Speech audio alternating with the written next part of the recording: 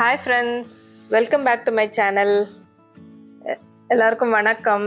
எல்லாரும் எப்படி இருக்கீங்க? ரொம்ப நல்லா இருப்பீங்கன்னு நம்புறேன். இன்னைக்கு நம்ம ஒரு சூப்பர் ஹெல்த்தியான முருங்கைக்கீரையை வச்சு அடை தான் செய்ய போகிறோம். இதுக்கு தேவையான பொருட்கள் என்னென்னு பார்க்கலாம். பச்சரிசி ஒரு கப்பு, புழுங்கலரிசி ஒரு கப்பு, 1/2 கப் அளவுக்கு கடலைப்பருப்பு, 1/4 கப்பு உளுந்து, 1/4 கப்பு துவரம்பருப்பு, 4 வரமிளகாய், இஞ்சி ஒரு துண்டு, சோம்பு ஒரு ஸ்பூன், சீரகம் ஒரு ஸ்பூன், ஒரு 1/2 கப் அளவுக்கு தேங்காய் துருவல், அதுக்கப்புறம் பெருங்காயப்பொடி ஒரு ஸ்பூன், மஞ்சப்பொடி ஒரு ஸ்பூன், உப்பு தேவையான அளவு, கடுகு உளுத்தம்பருப்பு, கொஞ்சம் சீரகம் தாளிக்கிறதுக்கு, அடையில் வதக்கி போடுறதுக்கு வெங்காயம் பொடியாக நறுக்கி வச்சுருக்கேன் ஒரு பெரிய சைஸ், பச்சை மிளகாய் 1, கொஞ்சம் கருவேப்பிலை, அதுக்கப்புறம் கொஞ்சம் கொத்தமல்லி, இது எல்லாத்தையும் பொடியாக நறுக்கி எடுத்து வச்சுருக்கேன். இப்போ நம்ம அரிசி பருப்பு எல்லாத்தையும் நல்லா ஊற வச்சுக்கலாம். இது எல்லாத்தையுமே ஒன்றாவே சேர்த்து நம்ம ஊற வச்சுக்கலாம். தனித்தனியாக ஊற வைக்கணும்னு அவசியம் இல்லை. இதில் உளுந்தும் துவரம்பருப்பும் 1/4 கப்பு தான் போட்டிருக்கோம். கடலைப்பருப்பு மாத்திரம் எதுக்கு நிறையன்னாக்கா இப்போ தான் நல்லா முறுமுறுன்னு சூப்பராக இருக்கும். இது எல்லாத்தையும் ஒரு 3லேருந்து 4 மணி நேரம் ஊற வச்சுக்கலாம். கூடவே இந்த வரமிளகாயும் போட்டு ஊற வச்சுக்கலாம். அப்போ தான் அரைக்கும் போது மிளகாலாம் நல்லா நைஸாக மசியும்.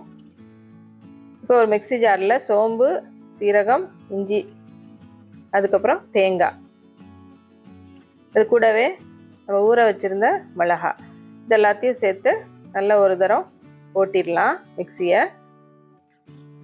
அதுக்கப்புறமா நம்ம அரிசி பருப்பை சேர்த்துப்போம். இப்போ பாருங்கள், இதெல்லாம் நல்லா கொஞ்சம் அரைஞ்சிருச்சு. இதுக்கப்புறமா நம்ம அரிசியும் பருப்பும் 2 பேட்சாக அரைச்சிக்கலாம்.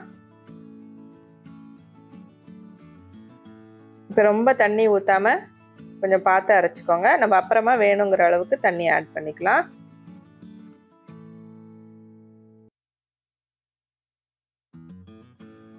இது பாருங்கள், இந்த அளவுக்கு அரைச்சிக்கலாம். ரொம்ப நைஸாக வேணும்னு இல்லை, கொஞ்சம் ஓரளவுக்கு ஸ்மூத்தாக இருந்தால் போகிறோம். இப்போ இதை ஒரு பாத்திரத்துக்கு ட்ரான்ஸ்ஃபர் பண்ணிக்கலாம்.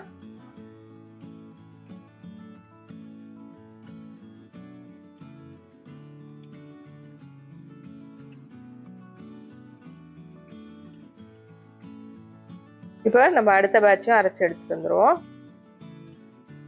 இப்போ இதில் பாருங்கள், இது கொஞ்சம் வெள்ளையாக இருக்குது. ஏன்னாக்கா இதில் மிளகா இல்லை. நம்ம ஃபஸ்ட்டு பேட்சில் மிளகா போட்டதுனால அது கொஞ்சம் ஆரஞ்சிஷாக வந்திருக்கு. இப்போ இதில் எல்லாம் மிக்ஸியை கழுவி இதிலே ஊற்றிக்கலாம். இப்போ உப்பு, பெருங்காயப்பொடி, மஞ்சப்பொடி இதையும் இதிலே சேர்த்துக்கலாம். இப்போ நம்ம வெங்காயம் வதக்கி இதில் கொட்டுவோம்.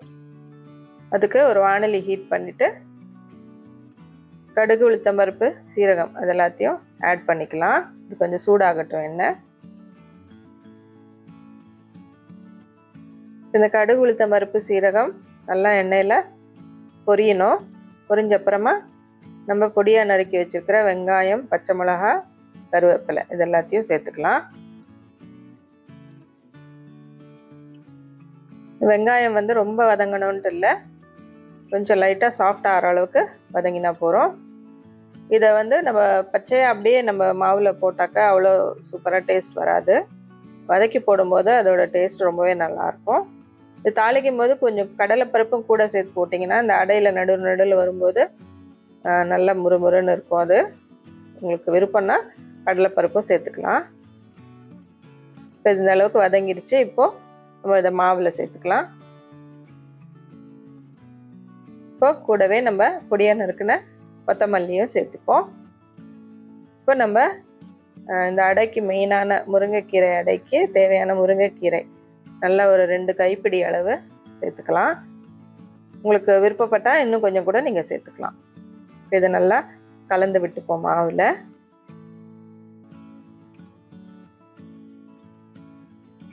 இதை நல்லா கலக்கிட்டு இப்போ திக்காக இருக்க மாதிரி இருக்குது. உங்களுக்கு தேவைப்பட்டால் நல்லா தோசை ஊற்றுற பதத்துக்கு நல்லா தண்ணியை மிக்ஸ் பண்ணி நல்லா தண்ணியாக கொஞ்சம் கரைச்சிக்கலாம். அதுக்கிட்ட ரொம்ப தண்ணியாக கரைக்கக்கூடாது.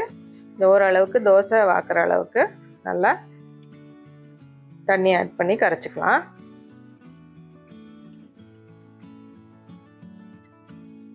நமக்கு தண்ணியாக இல்லாமல் கொஞ்சம் திக்காக இருந்ததுன்னா கரண்டியோடய ஒட்டிட்டு வர மாதிரி இருக்கும். நம்ம தோசை ஊற்றும் போது தண்ணியாக இருந்ததுன்னா நமக்கு அடை நல்லா சூப்பராக தோசைக்கல்லில் ஊற்றும் போது நல்லா வரும். இப்போ இந்த அளவுக்கு தண்ணியாக இருந்ததுன்னா சூப்பராக இருக்கும்.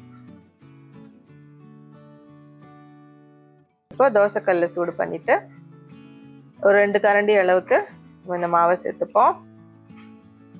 இது நல்லா எவ்வளோ மெல்லிஸாக உங்களுக்கு ஊற்ற முடியுமோ இந்த அளவுக்கு ஊற்றி தேய்ச்சி விடுங்க.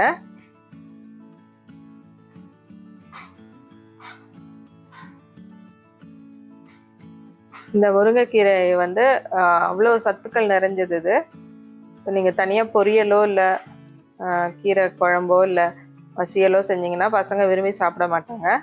ஸோ இந்த மாதிரி அடையிலெல்லாம் போட்டு தரும்போது அவங்களுக்கு தெரியாமே இது அந்த சத்துக்கள் அவங்களுக்கு கிடைக்கும். ஸோ கண்டிப்பாக இந்த மாதிரி செஞ்சு கொடுங்க. இப்போ இதுக்கு எண்ணெய் நல்லா தாராளமாக விட்டிங்கன்னா நல்லா முறுமுறுன்னு வரும். இப்போ 2 பக்கமும் நல்லா பொன்னிறமாக ஆற வரைக்கும் வச்சு திருப்பி போட்டு நல்லா மீடியம் ஹீட்டில் வச்சிங்கன்னா நல்லா பொறுமையாக நல்லா முறுமுறுன்னு வரும்.